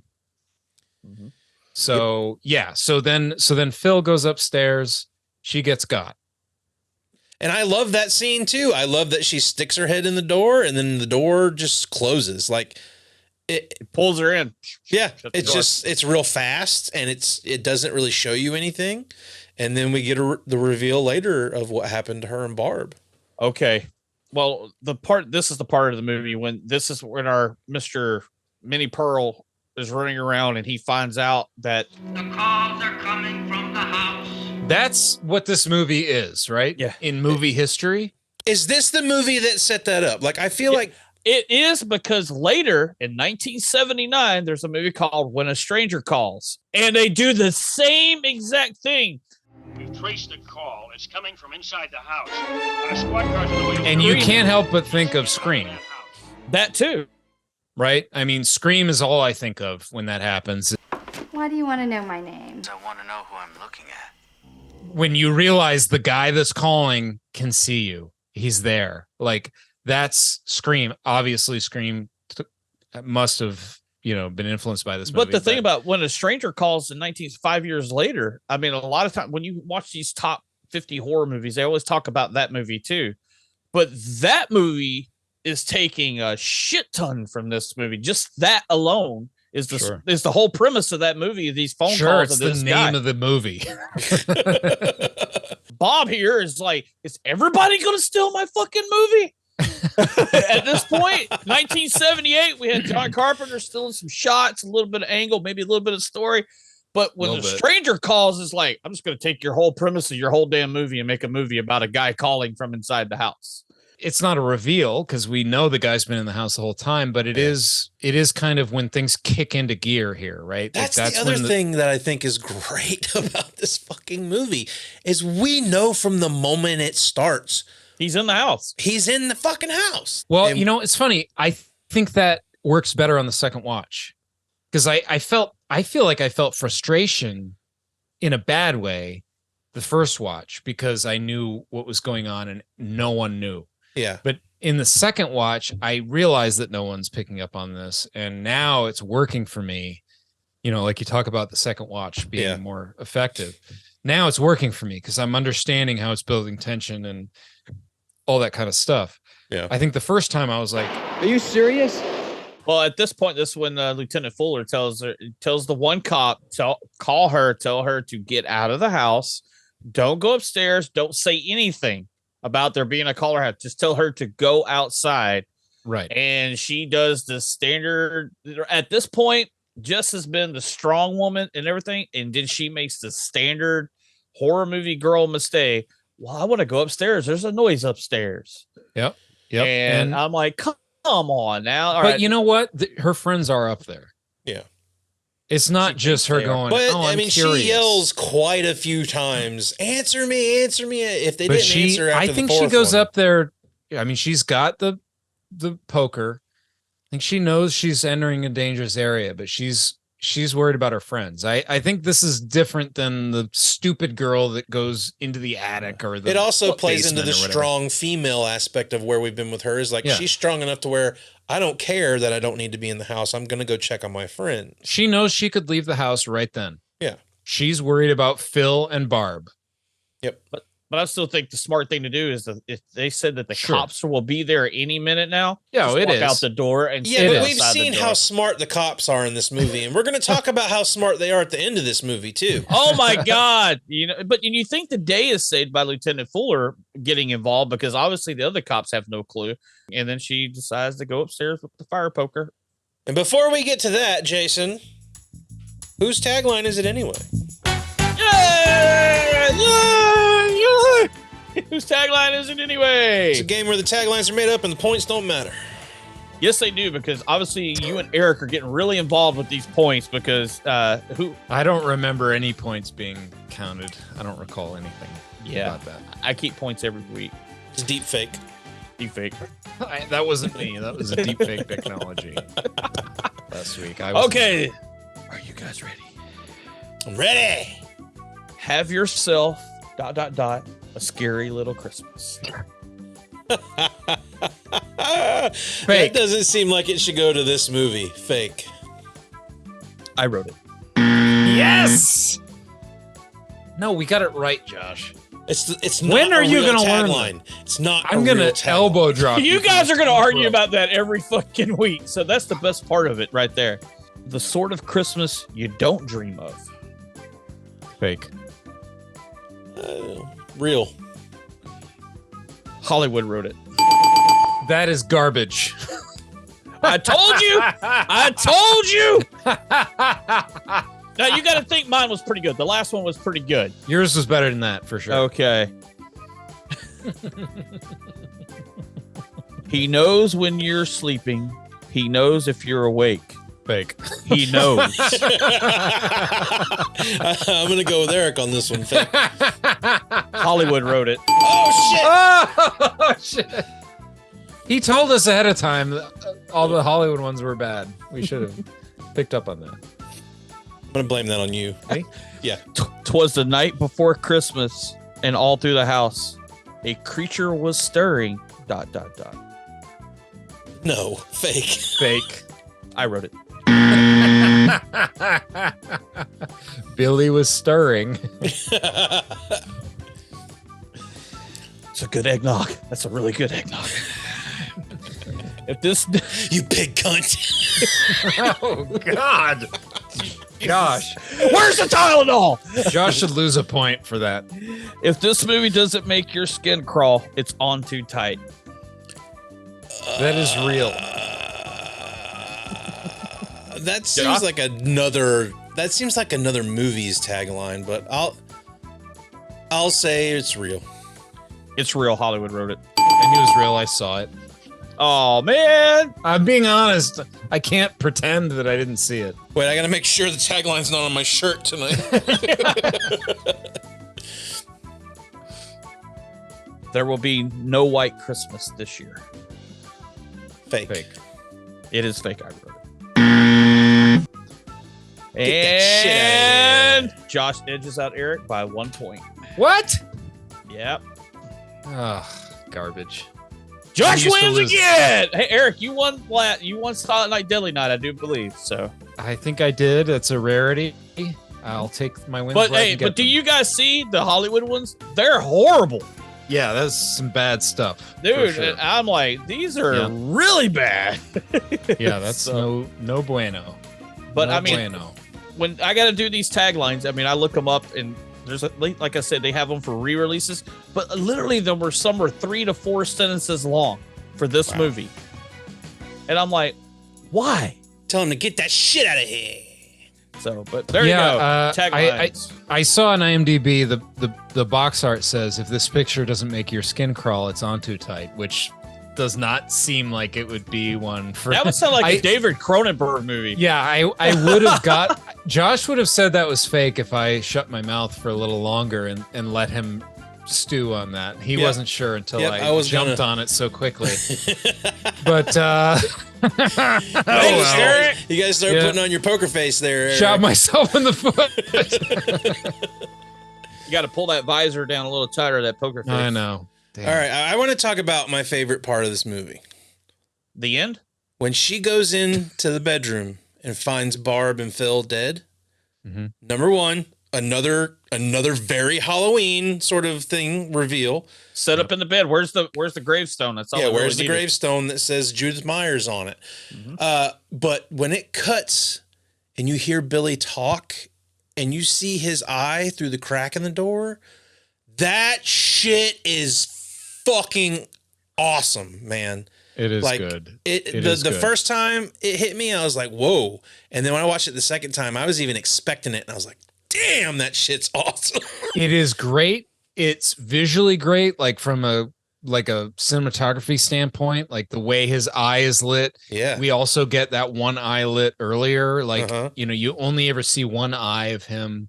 But when that just the way they shoot that, where it's through the crack of the door. Yes. Oh, dude, it's like, I may not have seen this movie as much as Halloween, but it's very reminiscent of that scene where his face fades into the light as he's behind Laurie. Like it definitely, it's that level of fucking iconic for me. It's also extra creepy because he doesn't look like a scary, angry person. He looks almost scared or like there's something maniacal about that eye. Like he's just like wide-eyed, like crazy. Like he doesn't look like he's with it. You know what I mean? He just looks completely unhinged. Yeah. Like look in the scared iris, even the iris and the pupil of the eye, the way the light hits it, it looks like I'm not here. It looks like orangey red too. It's not like he's got like a pretty blue eye or something. It's like he looks like kind of like evil almost. The chase through the house where there's that where she goes down the stairs and grabs her hair and pulls her back, but yet they never give us a glimpse at this guy. That's all we get throughout this entire movie is just these reveals of his eyes. Yeah, the one thing that I did note notating here, which is different than a lot of our slasher. He is very vocal. He is yelling and screaming and loud and chasing her.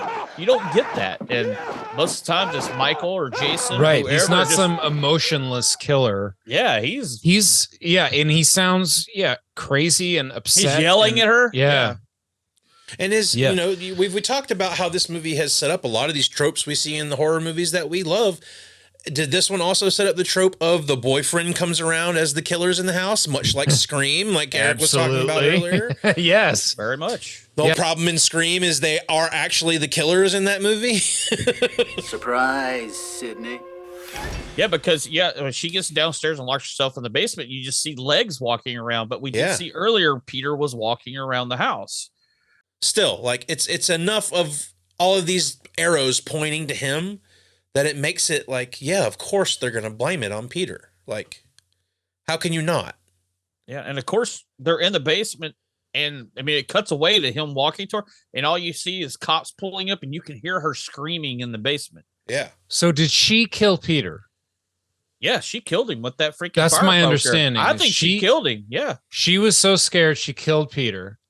Billy never even made it to the basement. He just went and hid in the attic. After that, the cops showed up. Billy's an attic guy. Billy doesn't do the basement. Billy's not a basement guy. He's an attic guy. Okay. He's a top, not a bottom. But here's I mean, we're not so good, the bad, and the ugly yet, but here's my biggest fucking problem. Why the fuck didn't they take this girl to the hospital? Like, why did they leave her in the house? All right, this is the thing. All right, Mr. Harrison passes out after all this stuff going on because they pretty much figured his daughter is dead with everything else. But they don't know this. But they don't know that. But they have not found her yet. Searched the house that there was obviously a fucking killer in. Like, again, like they have not searched the whole house. They just assumed Peter was the guy and they don't need to look everywhere. Right. Yeah, it's all done. And then because he passes out, you hey, guys, just get him downstairs, because he's an older man. And you hear everything, and she's laying in the bed. She's traumatized, maybe in shock. Yeah. And where are the paramedics? Blood pressure. Let's take a look at her. I know the one cop or the one paramedic guy said, hey, she's probably going to be out till tomorrow. You're not going to be able to question her. That guy, the doctor does say that. And then, but when Mr. Harrison passes out, they go. And next thing you know, there's no noise. They're like, where the fuck did everybody go? I feel like, and I'm going to give this movie credit or benefit of the doubt, let's say, but this scene is weird and not something I feel like I've seen in a lot of movies, but there's a lot of people talking at once. There's a lot of people sort of reacting to what's going on. And it almost feels like there's some miscommunication with the cops as to why she's left alone. Like it feels like, oh no, this person's focused on Mr. Harrison. Oh God, we got to get Mr. Harrison out of here. You wait here. The coroner or the whatever are coming from the state police. They're showing up. We need to search the house. Let's wait till the state cops show up. They don't have enough people for the morgue from the hospital. There's not enough room. They're waiting for this person. There's a lot of people talking to each other in different directions. And it almost feels like everyone thinks the other person's watching Jess and everyone just kind of leaves. And it feels in a way like really almost realistic how somebody would overlook something like that. Like as everyone's talking and things are happening and they're, Mr. Harrison. I don't know. It kind of brings me back to like, you really forgot your son when you went on vacation to Paris. Yeah. No, it is like that. Everyone's sort of trying to deal with what they're doing. And all of a sudden, like you realize, they've left this girl alone. Nobody's watching. Damn, Home Alone stole stuff from this movie too. Yeah, it did. Here's a question. We get the pullout. The pullout shot. You see Claire and she's still upstairs. No one's gone up there because the cops aren't doing their fucking job. Right. Pulls out. We got a cop on the front step, so that we do have some cops still there. But you hear the phone ring. Now, every phone ring has been following a murder at this point. Do you think that the phone ringing means that Jess has been killed? He killed Jess and he makes a phone call. Is that what we're supposed to think? It's ambiguous, but I'm just... as much as I have a problem with how they end the movie in Jess's perspective, I love the way they end the movie, like end the movie. Like you don't know. You don't know. They give you absolutely. The phone is ringing as the credits roll. Like, you know, this guy's still out there. He's making a phone call. My only question to that would be like, who's he making a phone call to? Like, nobody else is in the house. He's an idiot. Well, he is not all there. Yeah, I mean, he just assumes someone else is downstairs. I gotta let somebody know I killed you real quick. He's not in his right mind, obviously. But every kill he makes a phone call after, right? Yeah. He kills somebody, then he makes a phone call. So I wonder if that's telling us or suggesting that he goes in there, he takes her out, and then he calls the number again, waiting for maybe the cop to come in. It's a fair assessment. Yeah. And the phone rings throughout the entire credits. Yeah, it's very unsettling, very creepy. That ambiguity is. You imagine being there in your house watching this and your phone starts ringing. It's kind of like if you're watching The Ring and then the ring's over and then your phone rings. You're like, fuck. Man, John Carpenter, I love you. But this end shot, I'm like, man, this is right out of this movie. The end shot of how they zoom out of Jess. They take a shot of that room where something bad happened, a shot of that room where something happened. That's how the end of Halloween goes. You get shots of the house on the way, and you can hear Michael breathing through the mask. Yep. As the movie ends, and you hear Billy up there. But see, Carpenter isn't shy about that, right? He says that he loves this movie. So he says that's where, it's just like Tarantino saying where his influences come from. It doesn't mean that, he's well, another thing I want to bring up in regards to how some of these shots are done, like, that's Halloween's very well known for that one take shot throughout the house of the perspective and because of the Steadicam. That was right when the Steadicam was a big thing. Had the Steadicam come out at this point? Steadicam was invented in 1975. So after this. Yeah.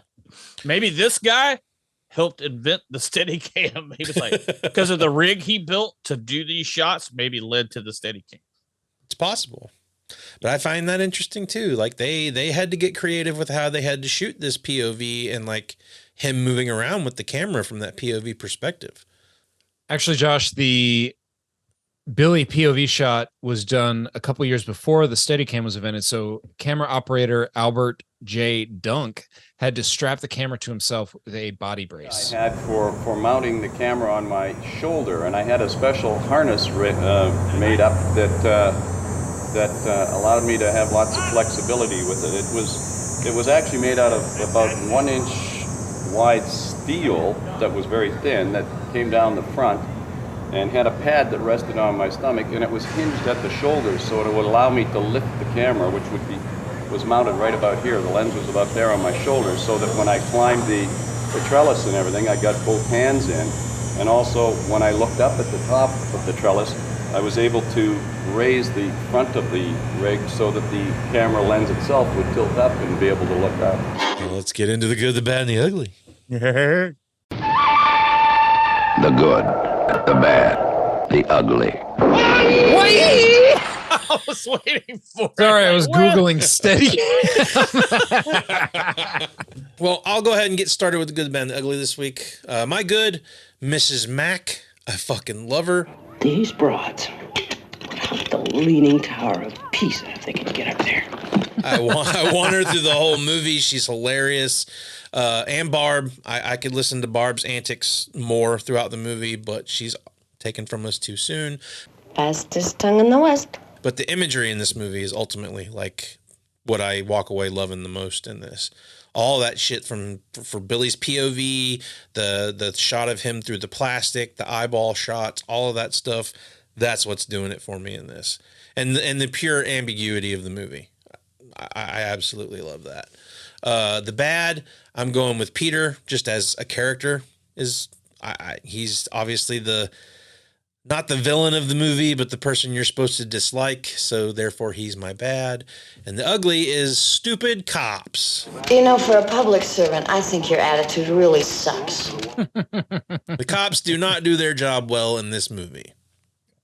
Nope. And that's it for me. I'll go second. I'll let Eric go last because he's always got some good stuff. So I'm going to go with the lighting of some of these shots. The overall camera work in this movie is great. It does look great. Like I said, I know Carpenter talks about this movie, but I think this led to Halloween being the movie it is. I mean, he definitely took something that was done here. And I mean, this movie is good. Halloween is still better to me, but I don't think Halloween might not have been what it was without this movie being made 4 years prior. Totally. I like that it ends on a bad note.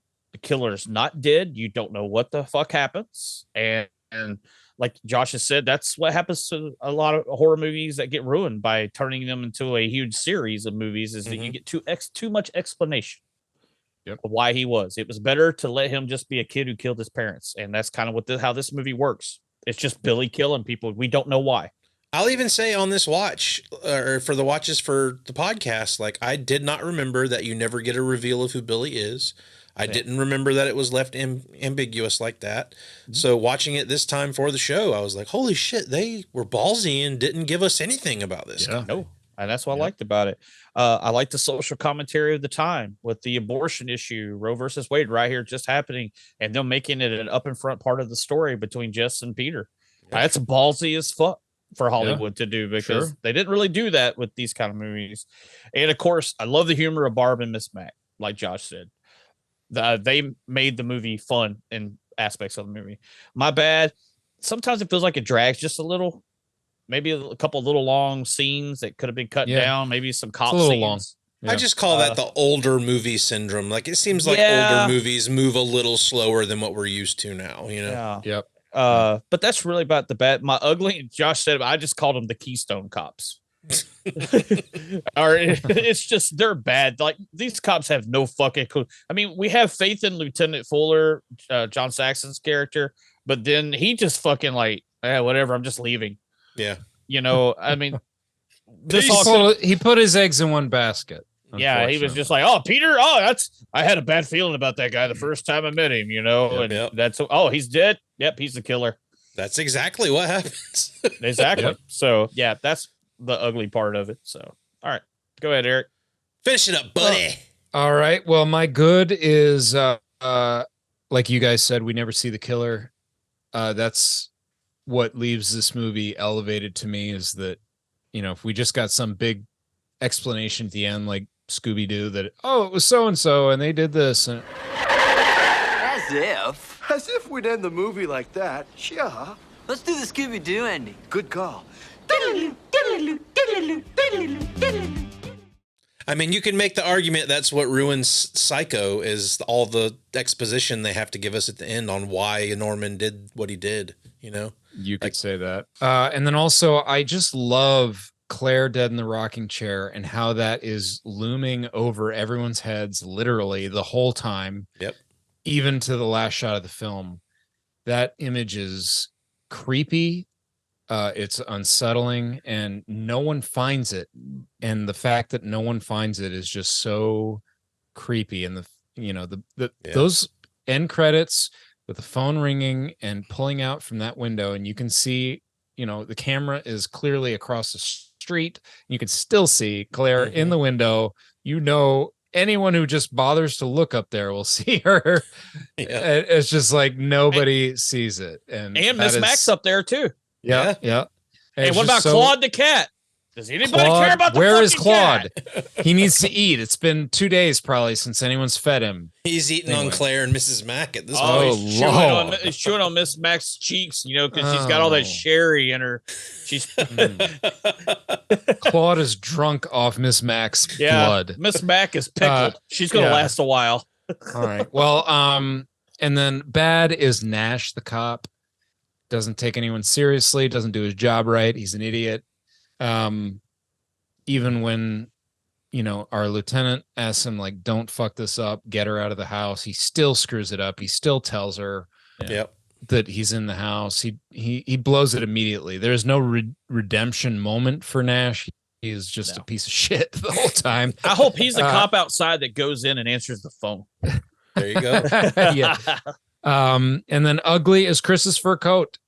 It's big. It's stupid. He looks like he's a fur hunter from the fucking turn of the century. This guy needs to go shopping, get himself I hope he doesn't proper coat.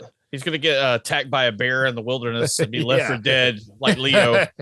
Yeah, he looks ridiculous. I'm glad that trend went to the wayside. So It went away with Joe Namath. Yeah. All right, well, that's our discussion about Black Christmas. I'm really glad we decided to talk about this movie because I haven't seen it very much, and obviously we really enjoyed watching it this time around. I'll be completely honest, I thought Jason wasn't going to like this movie. I thought he was going to come on giving us some bad reviews of this movie, but... You thought I was going to do that because of all the shit that John Carpenter took from this movie. You thought I was going to be like, no. No. I respect the fact that you were able to identify that Halloween definitely took a bunch of shit from this movie.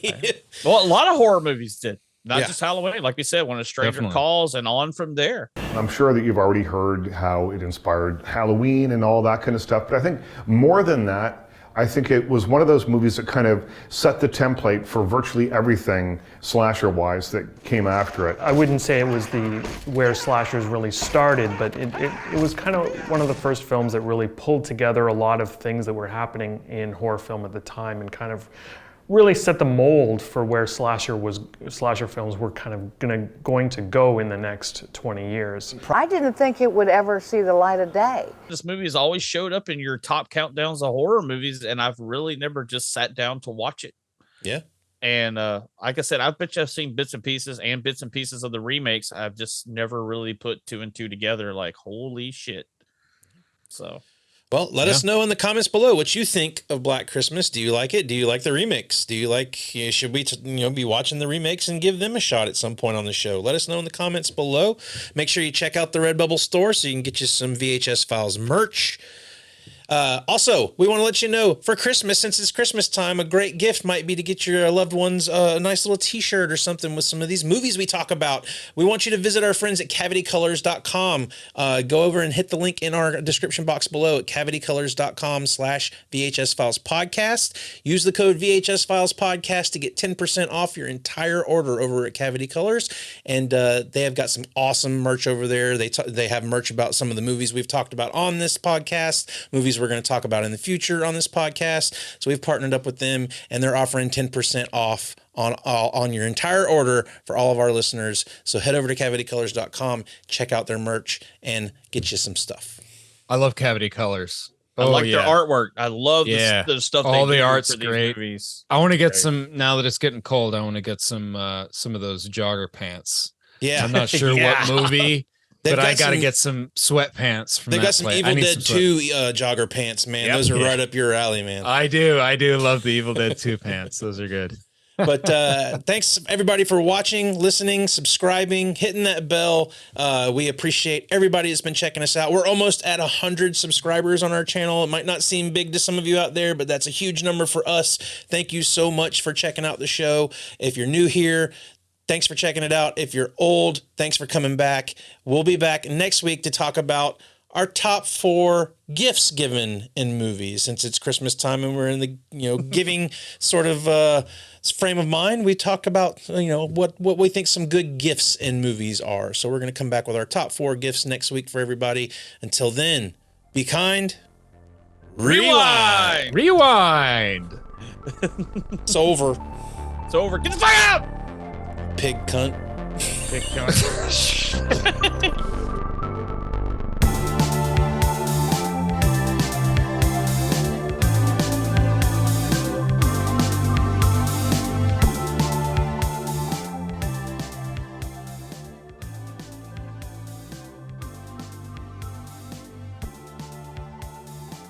Dude, I mean, just think about it. I mean, even in my lifetime, I was born in 77. Dude, I remember growing up, rotary phones. There was I didn't even have a push button phone until I was 10 or more. I didn't either. touch tone where you could star 69 and you're like stuff like that. But yeah, kids, it might be hard to believe that when people used to call us, we had no idea who the fuck was calling us on the phone. Yeah, you didn't have caller ID. I remember when caller ID came out, you're like, whoa. I can see who's calling me. This movie would never work now.